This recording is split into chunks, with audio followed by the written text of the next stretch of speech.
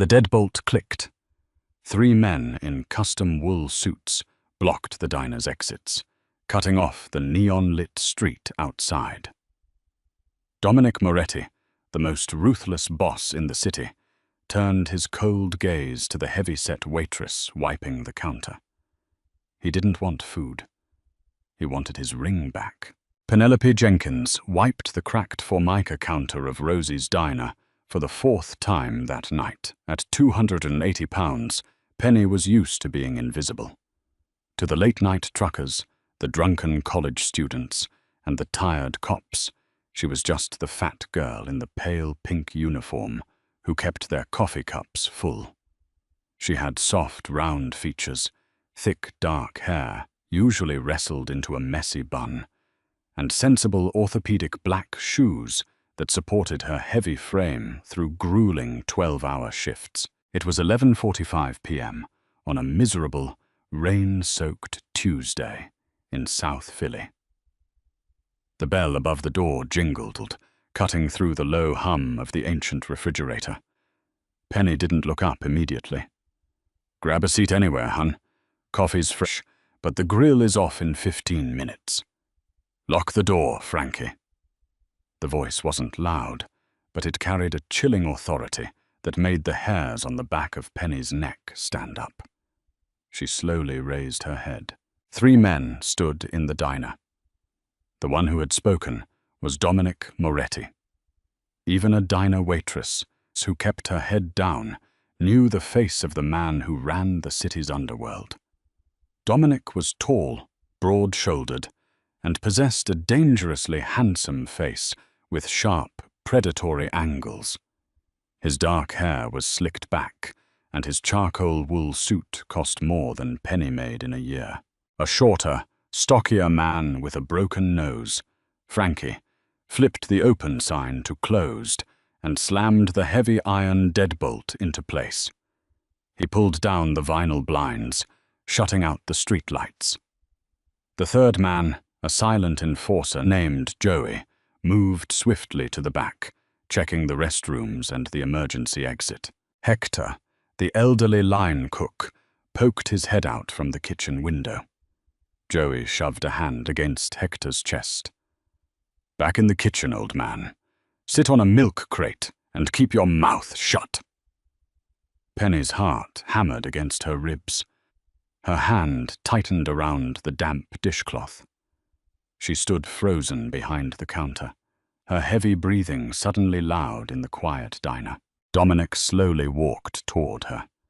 His Italian leather shoes made a rhythmic, terrifying sound on the checkered linoleum floor. He stopped right at the counter, leaning forward. Penny could smell him. Expensive cologne mixed with tobacco, rain, and a faint metallic scent that she recognized with a sickening jolt as copper. Blood. There was a tiny speck of crimson on his immaculate white shirt cuff. "You were working the lunch shift today," Dominic said. It wasn't a question. His dark eyes scanned her, taking in her stained pink apron, her flushed, round face, and the way her thick fingers gripped the rag. He didn't look at her with the usual disgust or dismissal people gave her size.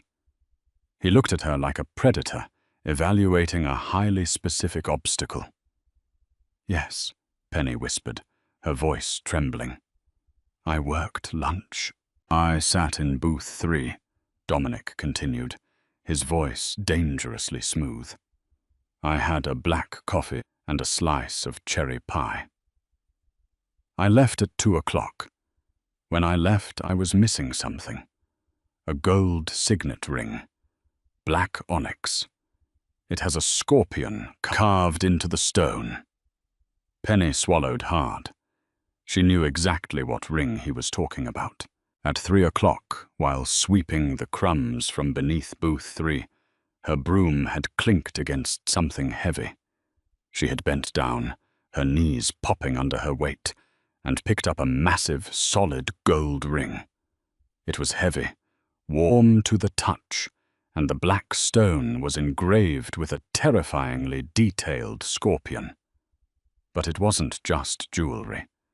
When she turned it over in her palm, she saw the tiny, intricate serial numbers and an old Latin phrase etched inside the band. It was a family seal, a marker of absolute authority, and it was currently sitting at the bottom of her deep apron pocket, pressing heavily against her right thigh. "We checked the cameras outside," Frankie snarled, stepping up beside Dominic. He looked Penny up and down with obvious contempt. "No one else sat in that booth until 4. If it fell, you swept it up, pork chop. So where is it?" Penny flinched at the insult, a familiar sting she usually buried. But tonight, the insult sparked something else deep within her chest, desperation. She needed a miracle. Her older brother, Leo, was a chronic gambler. He had borrowed $50,000 from a loan shark operating out of the shipyards, a man named Frankie. The very same Frankie currently sneering at her. Leo's deadline had been yesterday. This morning, Leo had called her, weeping, saying they were going to put a bullet in his kneecaps by Wednesday morning if he didn't pay. Penny had been planning to pawn the ring. She knew it wouldn't fetch 50 grand, but maybe the gold weight would buy Leo another week. But now, the owner was here, the boss of bosses. "I sweep a lot of things up," Penny said, her voice shaking, but she forced herself to meet Dominic's dark gaze. "Napkins, coins, trash." Dominic's eyes narrowed. He tilted his head, studying her. He could see the pulse jumping wildly at the base of her thick throat. He could see the sweat beading on her forehead. But he also saw something else, a stubborn glint in her hazel eyes. "We are going to tear this diner apart," Dominic said softly, leaning closer. "If we find it in the trash, we leave. If we find it in your locker, Joey is going to break every one of your thick fingers. Do you understand me?" Penny's grip on the rag tightened until her knuckles turned white. Her large body blocked the register, a solid wall of trembling flesh and sudden, insane courage. "You won't find it in the trash," Penny said, her voice dropping to a harsh whisper. "And you won't find it in my locker." Silence descended on the diner. It was so quiet, Penny could hear the rain lashing against the glass and the rhythmic dripping of the leaky coffee machine. Frankie let out a dark, menacing laugh. "Listen to this fat cow. Boss, let me just toss her in the back. I'll get it out of her in 2 minutes." Dominic held up a single, gloved hand. Frankie instantly snapped his mouth shut, though his eyes burned with violent intent. Dominic didn't break eye contact with Penny. He stepped around the counter, invading her space. Penny was a large woman, towering over most of the other waitresses. But Dominic still had 4 inches on her. He stood so close, she could feel the heat radiating from his suit. She instinctively pressed her back against the pie display case. "You have it," Dominic stated. It was a terrifying realization. A mob boss realizing a diner waitress was playing games with his property. "I have it," Penny confirmed, her voice barely audible. Slowly, deliberately, so they wouldn't think she was reaching for a weapon. She dipped her hand into the deep pocket of her pink apron. She pulled her hand out and opened her palm. The gold ring gleamed harshly under the fluorescent lights. The black onyx scorpion seemed to stare back at them. Frankie lunged forward. "Give me that!" Penny snatched her hand back, curling her thick fingers into a tight fist, and shoved her hand deep into her apron pocket again. "Touch me, and I drop it into the deep fryer," Penny yelled, her voice suddenly booming across the diner. She pointed to the boiling vats of grease just a few feet away. "By the time you drain it and filter the oil, I'll be dead. but the heat will crack the onyx and melt the internal engravings. I know what's inside the band, Mr. Moretti. I know it's not just a ring. Dominic froze. Frankie froze. Joey, standing by the door, actually took a step forward in shock. Dominic's jaw tightened. The ring was the key to a safety deposit box in Zurich containing the family ledger. But more importantly, it was the symbol of his leadership. The commission was meeting tomorrow to solidify his absolute control over the East Coast. If he didn't have the seal, he looked weak. Weakness meant war. "You are a very brave, very stupid girl," Dominic said, his voice dropping an octave. "What is your name?" "Penelope," she said, her chest heaving. "Penelope Jenkins. But I'm guessing Frankie knows my last name." Dominic slowly turned his head to look at his underboss. Frankie frowned, his brow furrowing in confusion. "Jenkins? I don't know no Jenkins." "Leo Jenkins," Penny spat, finding her anger. The fury of a lifetime of being ignored, bullied, and underestimated suddenly flared into a protective rage for her stupid, reckless brother. "He owes you $50,000. You told him you were going to shoot his knees out tomorrow morning at the docks." Frankie's eyes widened. "That degenerate gambler is your brother? He's a dead man, sweetheart. And now you are too." "Frankie," Dominic said sharply. A warning. Dominic turned back to Penny. He looked at her heavy, set jaw. He looked at her flushed cheeks and the fierce, protective fire in her hazel eyes. He had dealt with hardened killers, corrupt politicians, and cartel leaders who folded faster than this heavy-set woman in a grease-stained apron. He felt a sudden, bizarre rush of admiration.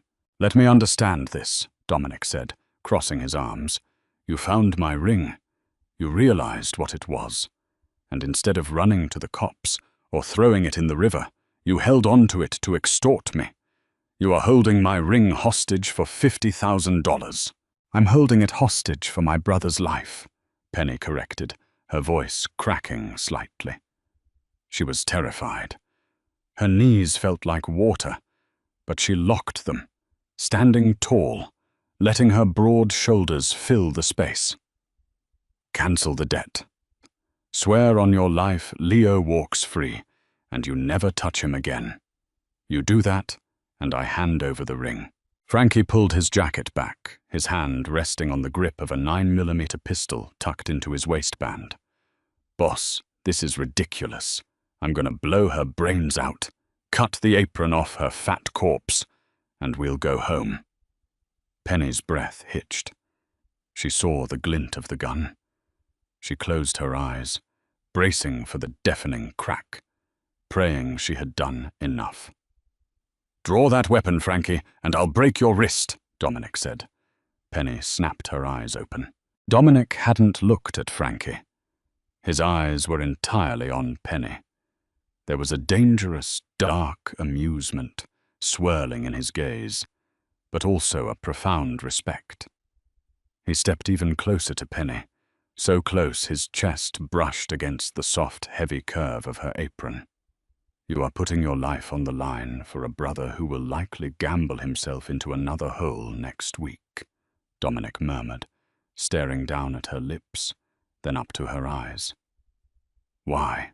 "Because he's all I have," Penny whispered, a single tear escaping and tracking down her plump cheek. "And because I'm invisible to everyone else in this city. But I'm not invisible tonight. You see me, and you need what I have." Dominic let out a low, rough breath. She was right. He did see her. He saw the soft, beautiful curves she tried to hide under ugly clothes. He saw a loyalty that money couldn't buy, a loyalty he desperately lacked in his own organization. "50,000 is a lot of money, Penelope," Dominic said softly. The East Coast territory is worth more, Penny shot back, surprising herself with her own audacity. Dominic threw his head back and genuinely laughed, a rich, dark sound that echoed in the empty diner. It shocked his men so deeply, Frankie actually took a step back. "Frankie," Dominic commanded, his amusement fading into cold authority. "Leo Jenkins's debt is wiped off the books. If anyone so much as looks at him sideways, they answer to me." "But boss," Frankie started, his face turning red. "Do we have a problem, Frankie?" Dominic's voice turned deadly, slicing through the air like a razor. Frankie swallowed hard, removing his hand from his gun. "No, boss. Debt is clear." Dominic turned his full attention back to Penny. He held out his large, calloused hand, palm up. "The deal is made, Penelope. My word is my bond in this city, the ring." Penny looked into his dark eyes. She didn't see deception. She saw a ruthless man who respected the rules of a negotiation. Slowly, with a shaking hand, she reached into her pocket, retrieved the heavy gold signet ring, and placed it onto his palm. His long fingers intentionally brushed against her thick, soft hand, lingering for a fraction of a second longer than necessary. A jolt of electricity shot up Penny's arm. Dominic slipped the ring back onto his right index finger. He looked at it, then back at the plus-size waitress who had just bested the mob. "Your brother is free," Dominic said, his voice dropping to a husky whisper meant only for her. "But now, Penelope, you owe me a debt." 3 grueling days had passed since the terrifying encounter at Rosie's diner. The oppressive summer heat of Philadelphia had rolled in, baking the asphalt and making the air inside the diner feel like a humid swamp. Penelope Jenkins was sweeping the checkered linoleum floor, her heavy body aching with every movement.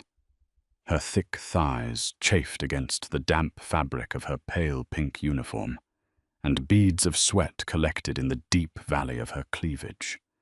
She felt exhausted, heavy, and overwhelmingly relieved. Leo was alive. He had called her yesterday morning from a burner phone, crying tears of joy, confirming that the loan sharks had mysteriously vanished from his apartment stoop. Frankie's goons had completely backed off. Penny had saved him. She had faced down the devil himself, Dominic Moretti, and survived. She assumed she would never see the ruthless mob boss again. She assumed the terrifying words he whispered before leaving, "You owe me a debt," were just a psychological parting shot from a man unaccustomed to losing. She was wrong. At exactly 2 o'clock in the afternoon, the blinding midday sun was blocked out by the massive, hulking frame of a bulletproof black Cadillac Escalade pulling up to the curb. Penny's heart plummeted into her stomach, sinking like a lead weight. The diner's bell jingled violently. It wasn't Dominic this time. It was Joey, the silent, hulking enforcer from the other night. He was wearing a sharp navy suit that bulged over his massive biceps. He walked straight past the frightened patrons, ignoring Hector the cook entirely, and stopped directly in front of Penny. "Your shift is over, Miss Jenkins," Joey said in a low, gravelly voice. "The boss wants to see you, now." I can't just leave," Penny stammered, wiping her trembling, plump hands on her stained apron. "My manager will fire me." Joey reached into his tailored breast pocket, pulled out a thick stack of crisp $100 bills, and dropped them onto the counter. "You no longer work here. The boss is collecting on your debt. The car is waiting." Panic flared in Penny's chest, making her shallow breaths come fast and hard. Was this it? Was Dominic going to kill her now that he had his ring back? She looked around the diner. The few customers were staring at their plates, aggressively pretending they didn't see a mob enforcer kidnapping a waitress. No one was going to help the fat girl. Trembling, Penny untied her apron, draped it over the counter, and followed Joey out into the sweltering afternoon heat. The drive was agonizingly silent. They merged onto the Schuylkill Expressway, leaving the gritty, neon-lit streets of South Philly behind. Soon, the urban decay gave way to the sprawling, manicured lawns and towering oak trees of the main line, one of the wealthiest and most exclusive suburbs in Pennsylvania. They pulled into a massive private estate in Bryn Mawr, flanked by towering wrought-iron gates that swung open silently. Armed men patrolled the perimeter. Joey escorted her through a sprawling marble foyer, down a hallway lined with priceless oil paintings, and pushed open a set of heavy mahogany doors. Dominic Moretti sat behind a massive glass desk. He looked even more intimidating in the daylight. He wore a crisp, tailored black shirt, unbuttoned at the collar, revealing the faint shadow of dark chest hair and a heavy gold chain.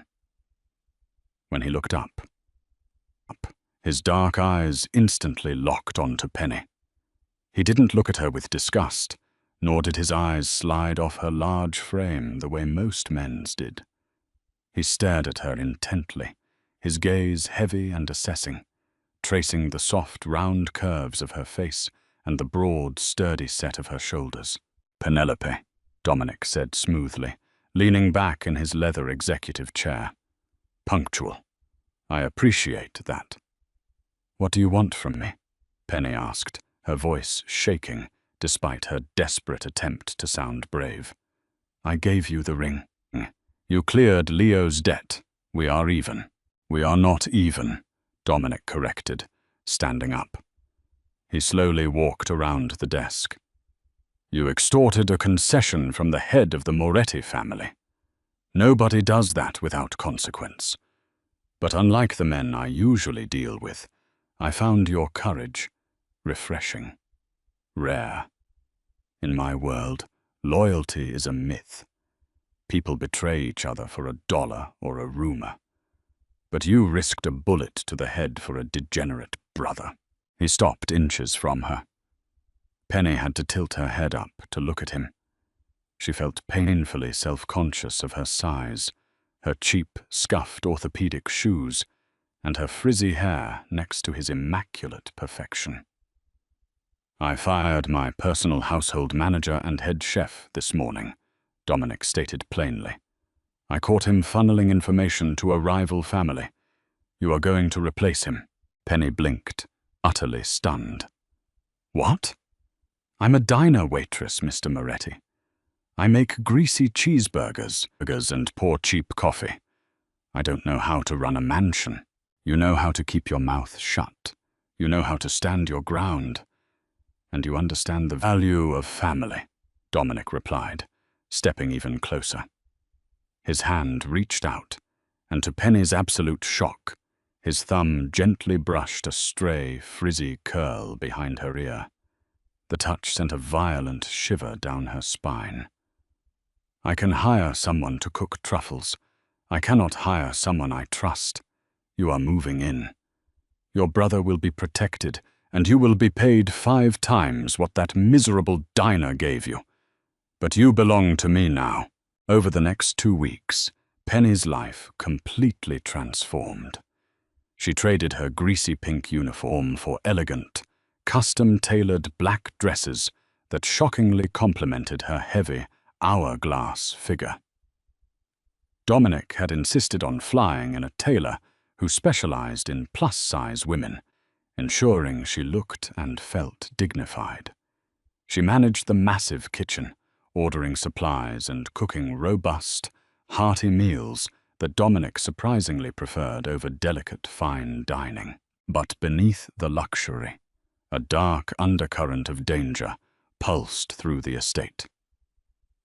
One evening, while carrying a tray of freshly baked bread toward the dining room, Penny paused by the heavy oak doors of the billiards room. The door was slightly ajar. She heard voices inside. Harsh, whispering voices. "Dominic is going soft," Frankie was saying, his voice dripping with venom. "He let that fat pig of a waitress blackmail him, and now she's parading around the house like she owns the place. The commission is laughing behind his back." "So what's the move, Frankie?" asked another voice, one Penny recognized as Carmine, a brutal capo from the New Jersey faction.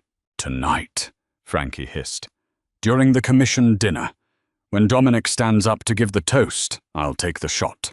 My boys are already stationed by the pantry doors. We drop Dominic, we blame the Russian syndicate, and I take the head of the table. Are you with me?" Penny clamped her hand over her mouth to stifle a gasp. Her heart hammered wildly against her large breasts. Frankie was planning an assassination tonight, right in the middle of the most important dinner of the decade. She slowly backed away, her mind racing. She had to warn Dominic, but Frankie's men were everywhere. The tension in the massive, commercial-grade kitchen of the estate was suffocating. Penny stood before the sprawling marble island, her hands covered in flour, meticulously piping sweet ricotta filling into freshly fried cannoli shells. Her hands were shaking so violently, she ruined 2 of the delicate pastries, tossing them into the trash bin. Through the swinging kitchen doors, she could hear the low, rumbling laughter of the East Coast's most dangerous men. 10 mob bosses, including Dominic, sat around the long mahogany dining table.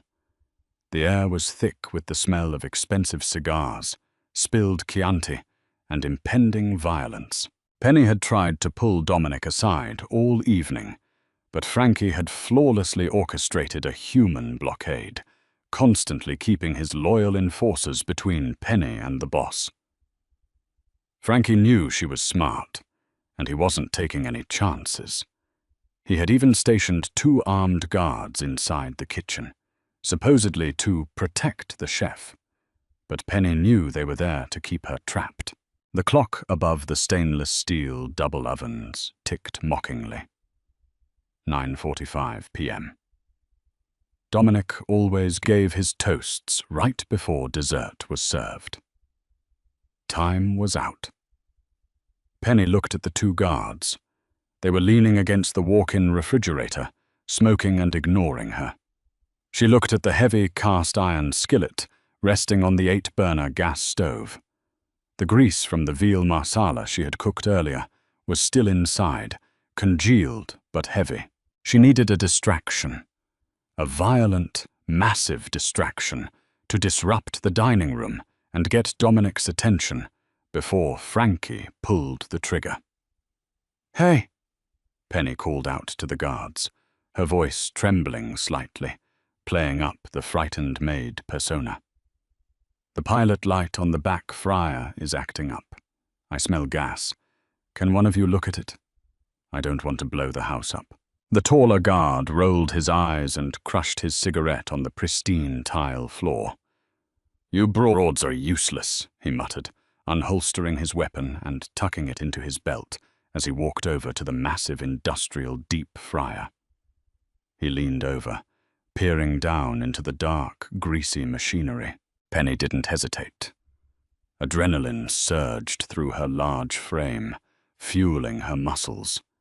She grabbed the heavy cast-iron skillet by its thick handle, swung it with all the formidable strength in her broad shoulders, and slammed the flat iron bottom squarely against the side of the guard's head. A sickening crack echoed through the kitchen. The guard crumpled to the floor like a sack of wet cement, instantly unconscious. The second guard shouted in shock, scrambling to draw his gun. But Penny was already moving. She snatched a large pot of boiling pasta water from the stove and hurled the scalding contents directly at him. The man screamed in agony, dropping his weapon and clawing at his blistering face. Penny bolted for the swinging kitchen doors. She didn't have a weapon, just her sheer size and desperate momentum. She hit the double doors with her shoulder, bursting into the elegant dining room like a wrecking ball of furious silk and flour. She was just in time. Dominic was standing at the head of the table, a crystal glass of red wine raised in his hand, a charismatic smile on his face.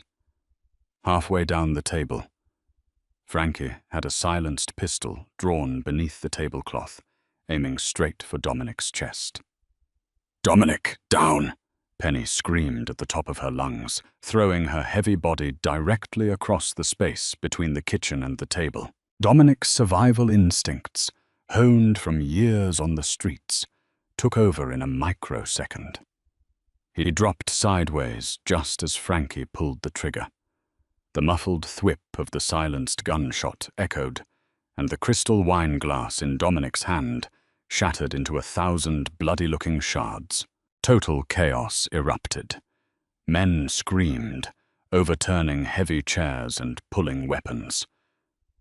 But before Frankie could adjust his aim for a second shot, Penny crashed into him. At 280 pounds, moving at full speed, she hit the treacherous underboss like a freight train. Frankie was thrown backward over his chair, the gun flying from his grip and skittering across the Persian rug. Joey, ever loyal, was on Frankie in a heartbeat, planting a massive knee into Frankie's throat and drawing a blade. The dining room froze. 10 guns were drawn, but seeing Joey's blade at Frankie's throat, the tension snapped.